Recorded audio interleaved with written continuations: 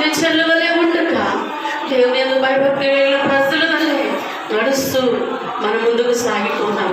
దేవుడు మన తలలు పైకెత్తాలి అంటే, శత్రువుని హతమార్చాలి అంటే, దేవుని కార్యం మనం చూడాలి అంటే మనం దేవుని వైపు చూడాలి తప్ప మనుషుల వైపు సమస్యల వైపు చూడకూడదు.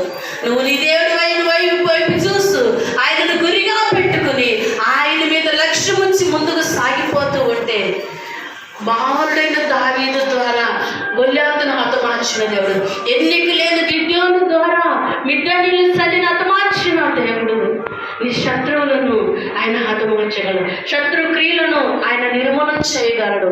అయితే ఆ శత్రు క్రియలు తొలగిపోవాలి అంటే మన ఆలోచన కాదు కానీ దేవునికి మాత్రమే మనం చోటు ఇవ్వాలి. హల్లెలూయా, హల్లెలూయా.